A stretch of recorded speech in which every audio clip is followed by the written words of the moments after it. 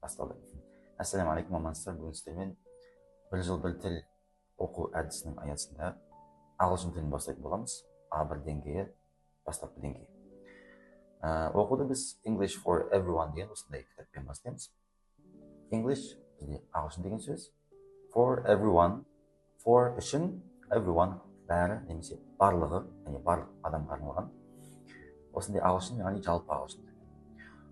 Course book level 1 beginner, бастапқы деңгей болсын. Бұл кітаптың ерекшелігі неде?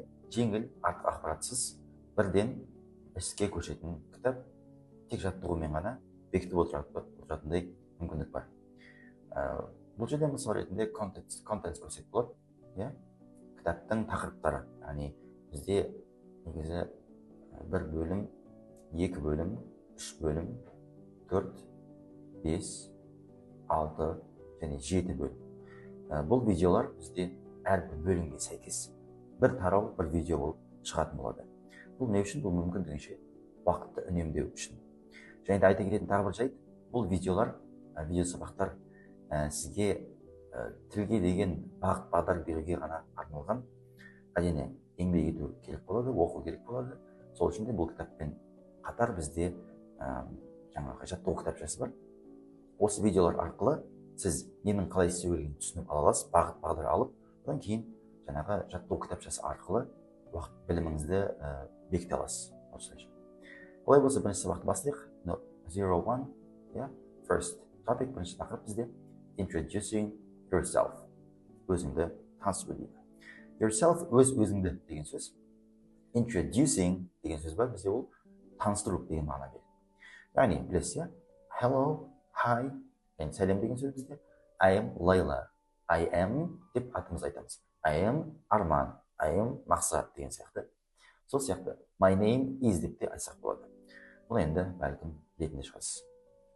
My name is міне біздің бірінші сабақтың ережесі былайша айтқанда my name is ең негізгі I am. Осы екі жолмен біз атымызды айта алады екенбіз. My name менің атым түсінікті. Жақсы. Бұл жерде енді қатты көп ақпарат жоқ бізде. Spelling your name дейді. Spelling деген нәрсе бар. Айтып кетейін. Pronunciation, the alphabet. Pronunciation деген ол сөздердің, әріптердің айтылуы, жалпы айтылуы деген сөз. Дұрыс айтылуы. A, B, C, D, E, F, G, H, I, J, K, L, M, N, O, P, Q, R, S, T, U, V, W, X, Y, Z. Жалпы осылай әріптерді жеке-жеке айтуды да, яғни айта алуымыз керек. Өйткені бұл кей жағдайда шынымен де керек болады. Кейде түсініспей қалған жағдайда сөздерді бөліп, болмаса атыңызды бөліп айта алатындай болу керексіз. Мысалы, Арман дегенде A, R, M, A, N деген сияқты айта алу, ол қосымша пайда, жақсы нәрсе. Okay, next one. 02 vocab. Келесі бізде сөздік қор. Countries. Country дейді. Country деген бізде ол мемлекет, ел деген мағына береді. Countries. Бір қарапшық елдерді. Canada, United States of America, Mexico, Brazil, Argentina, Spain, Portugal, France, Germany, Republic of Ireland, United Kingdom, Netherlands. Әжде the деген дауыс. Сақау the. Арабша егерде оқыған болсаң білесіз. The Netherlands деген. The деген, TH деген, TH деген дауыс. Czech Republic, Poland, Slovakia, Austria, Switzerland, деп айтамыз. Switzerland, Greece, United Arab Emirates, South Africa, Egypt, G дегенді кешелі G деп айтамыз. Russia, Mongolia, South Korea, Japan, Thailand, Turkey, China, Philippines, Philippines деген сияқты. Indonesia, Singapore, India, Pakistan, Australia, New Zealand яғни. Және бұл елдермен қатар сол елдің мемлекеттің азаматтарын, яғни ұлтын қалай айтамыз. USA, American дейміз, американдық, Canada, Canadian, Mexico, Mexican, Brazilian, Argentina, Argentinian, UK, яғни британдық адамды British деп айтамыз. France, French, France деген мемлекет, Франция. French деген француз деген сөз, франциялық деген сөз. Russia, Russian. Spain, Spanish. Portugal, Portuguese. Poland, Polish. Greece, Greek, Greek yani. Turkey, Turkish. Egypt, Egyptian, Egyptian деп айтамыз. China, Chinese. Japan, Japanese. India, Indian. Pakistan, Pakistani. Mongolia, Mongolian. Australia, Australian. Germany, German. Switzerland, Swiss деп айтамыз. Austria, Austrian yani. Мына жерде Пакистан дедік қой. Қазақстан дегенде қазақстани деп айтады негізі, қазақстандық деп. Яғни ол қазақ емес, бөлек ол нәрсе. Қазақтан тұратын адам, азаматы деген сияқты мағына. Okay, let's get there are three talking about yourself. Talking about yourself. Talking, talk деген сөз бар, бұл әңгіме айту деген сөз. Talking әңгіме айту. About туралы yourself бағана айтты. Introducing yourself дегенде бірінші тақырыпта өз-өзіңді, яғни өзің жайлы, about туралы жайлы, өзің жайлы әңгімелесу, сөйлесу. Saying your age, яғни өзіңді жасыңды айту. How old are you?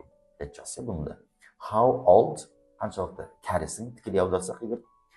How old are you? I am 25 years old, okay?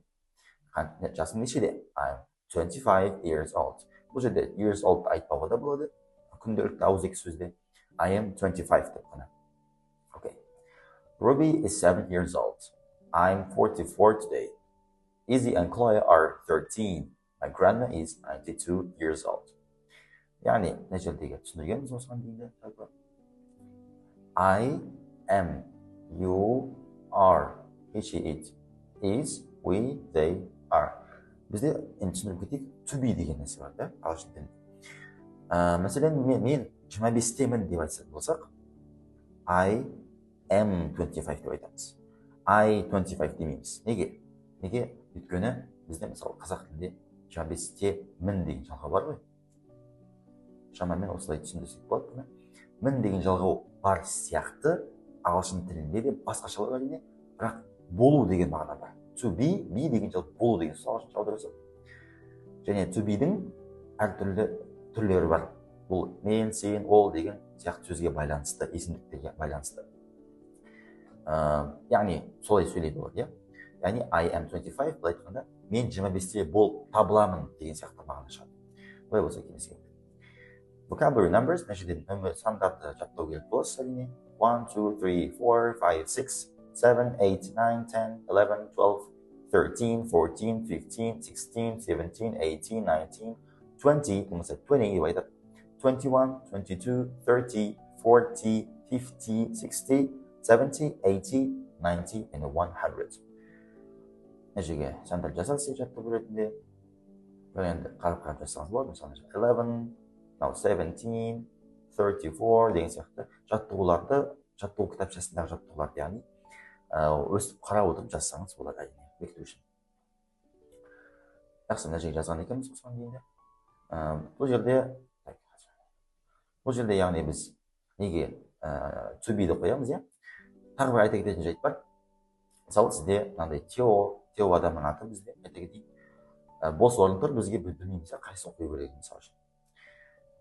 Қандай to be-дің қайсысын қою керегін білу үшін, түсіну үшін, am ба, are ма, is ба, осы негізгі үшеуі ғана бізде.